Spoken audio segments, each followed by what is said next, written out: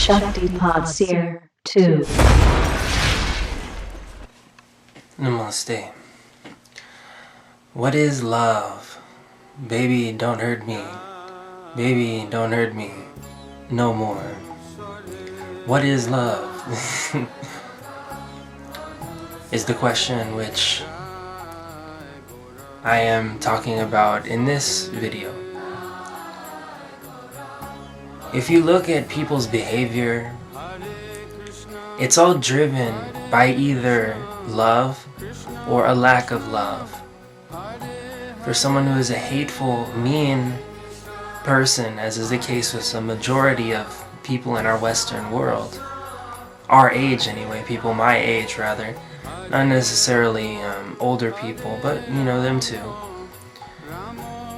The majority of people that I've encountered in my age are driven by a lack of love, much more than the love itself.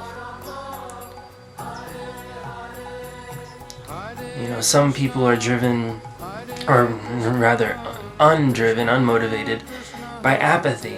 But apathy is also a lack of love. Everything boils down to love. Whether someone is motivated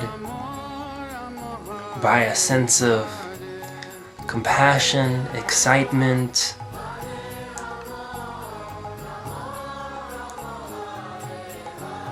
knowledge, all of this originates from the love of life. All this originates from the essential nature of your being, which is love. And all of the apathy, all of the malaise, all of the malign treatment of other people that we see is due to a lack of love. All of the sadness, all of the depression, all of the everything that's bad, drug addiction, is driven by a lack of that essential quality of love, which is our own being.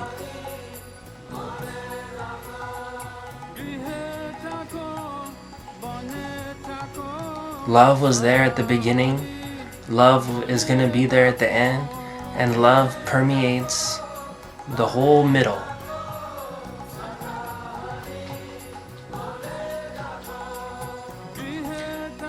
I hear a lot of people talking about love in the new age, but for some reason it just doesn't taste right when they're talking about it. Because most of the people, when they're talking about love, you know, all you need is love, or you know, love and light, or some of these things, they're speaking in a very impersonal sense of the word. They're speaking in a very foreign understanding of what love is. Love is not just some principle which you can impose upon yourself, just some kind of you know, foreign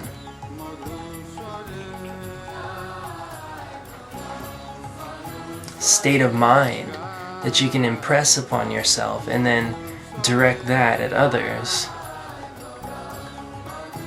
Love is not something that can be intellectually grasped. And you say, okay, I need love, so I'm going to be more loving generally.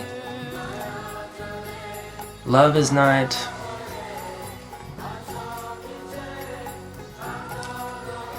something which exists separate from the relationship of the beloved and the lover.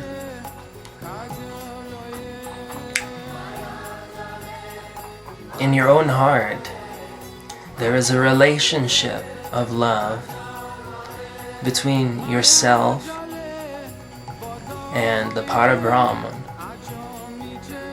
the highest Godhead, the Adi Purusha, which is either connected or broken.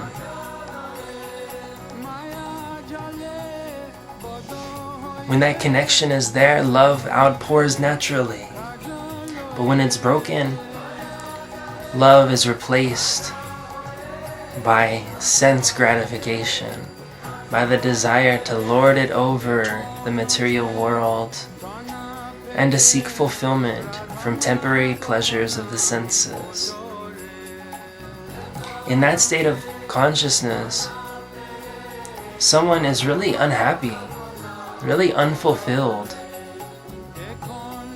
really missing something, and they know they're missing something. They don't know what. And so how can that kind of person be happy? How can that kind of person treat others well? They don't know how to treat others. And so they either become, apathetic to the cares and needs of others, or they become, too sensitive to the cares and needs of others, or they become entirely hostile to the cares and needs of others. But they don't know what to do in terms of that relationship with the world, because they're lacking the fundamental connection to the core of their being, which is love. That is real love. I was never attracted to these fruity types in the New Age who go around talking about you just be love and, have love and I love everyone and you should love everything on the planet. I was never attracted to that. Because to me, it's too impersonal. To me, it's lacking of the real realization of what that love is.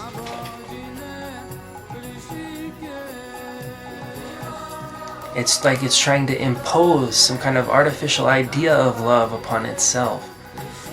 I mean, that person has some kind of vague notion that love is a part of our true self, of our real identity. But that person doesn't have the full realization of the relationship of love between yourself and the big self, capital S. When that relationship is restored, you will automatically love all living entities. You'll be in the state of samadhi. You'll see love in everything. You'll feel love outpouring for everything, but that cannot be artificially imposed. So the way to love others is not to impose this false assertion of what love is, but rather to gradually realize your relationship to the Supreme Self, to that Supreme Brahman, by gradually ceasing the material outflows of your mind upon the sense objects and drawing your mind inward onto the heart, studying Bhagavad Gita, sacred literatures, and understanding in the deepest sense through this poetry which is tap dancing around the Absolute, what it is that is the nature of the Absolute.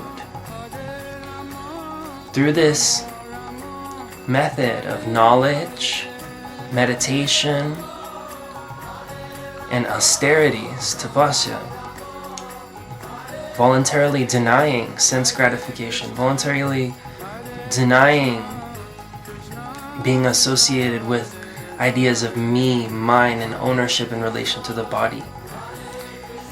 You can gradually cease your connection, relationship with this illusory material energy and form a relationship with that infinite Lord of Love, Hari, which is dwelling within you, which is you. You are that. Ham Gopal, Soham Gopal. You are that Hari. Because Hari is non-dual. In that realm, everything is non-dual. There is no you and Hari. There's just Hari. There is just the Lord of Love, Krishna. Period. There is only Krishna. That is the absolute realization. Once you realize there's only Krishna, you become charmed by seeing Krishna walking all around you, by seeing Krishna knocking on your door in the form of your neighbor, by seeing Krishna in the form of your dog, by seeing Krishna in the form of the trees and the vegetation. You become charmed because you realize everywhere you look, there is the beloved.